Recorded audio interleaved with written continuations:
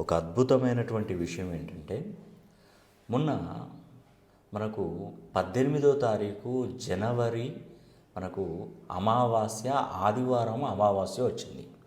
అది పూర్వాషాఢ నక్షత్రయుక్తంగా మనకు ఈ అమావాస్య వచ్చింది. ఎందుకంటే పూర్వాషాఢ నక్షత్రానికి అధిపతి శుక్రుడు. శుక్రుడు రాక్షసుల గురువు. అతనికి ఒక మంత్ర విద్య తెలుసు. అదేంటంటే మృత సంజీవని విద్య తెలుసు. ఎందుకంటే ఆ అమావాస్యకి అధిపతి అతనే కాబట్టి దుష్టశక్తులు రాజ్యమేలుతాయని నేను చెప్పాను. దైవ శక్తిని కూడా నిలువరించే శక్తి ఈ దుష్టశక్తికి ఉంటుంది. అంటే ఆ అమావాస్య రోజు కూడా దైవశక్తి అనేది కూడా చాలా తక్కువగా దాని పవర్ తగ్గిపోతూ ఉంటుంది. అలాగా ఇక్కడ మనం గమనించినట్టయితే సో అదే ఆదివారం రోజున మళ్ళీ మనకు పౌర్ణమి పడుతుంది. అది పునర్వసు నక్షత్రయుక్తంగా, అంటే పునర్వసు నక్షత్రంలో జన్మించినటువంటి వారు శ్రీరామచంద్రమూర్తి. పునర్వసు నక్షత్రానికి అధిపతి గురువు. ఆ గురువు ఎవరు? దేవతల గురువు బృహస్పతి.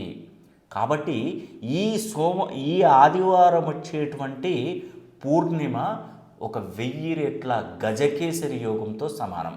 అంటే భగవంతుడు అనేటువంటి వాడు ప్రతి ఒక్కరికి ఎవరైతే పరమశివునికి అభిషేకం చేస్తారో 108 బిల్వపత్రాల ద్వారా, ఆ 108 బిల్వపత్రాలతో ఎవరైతే ఈ ఆదివారం వచ్చేటువంటి పూర్ణిమ రోజు మీరు శివాలయంకి వెళ్ళి ఎవరైతే బిల్వపత్రాలతో అభిషేకం జరిపిస్తారో వారికి నిజంగా చెప్తున్నానండి, జాక్పాట్ తగులుతుంది. మీరు ఏదైనా ఒక మనసులో ఒక కోరిక కోరుకోండి.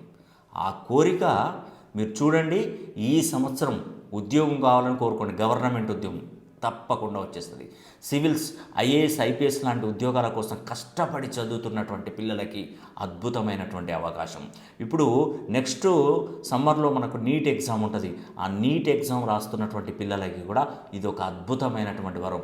ఖచ్చితంగా 100కు 100%. ఇప్పుడు కార్పొరేట్ ఎలక్షన్స్ జరుగుతున్నాయి తెలంగాణలో, వాళ్ళకి కూడా అద్భుతం. అంటే ఇలాంటి యోగం అనేది 125 ఇయర్స్ తర్వాత ఇలాంటి యోగం కలుగుతుంది. కాబట్టి మీరు చక్కగా మీ యొక్క మనస్సు లగ్నం చేసుకొని ఈ ఆదివారం రోజు పరమశివునికి పూర్ణిమ రోజు 108 బిల్వ దళాలతో మీ పేరు గోత్రనామాల మీద కుటుంబ సభ్యులందరూ కూడా మరి స్వామివారికి అభిషేకం జరిపిస్తే అద్భుతమైనటువంటి ఫలితాలు వస్తాయి.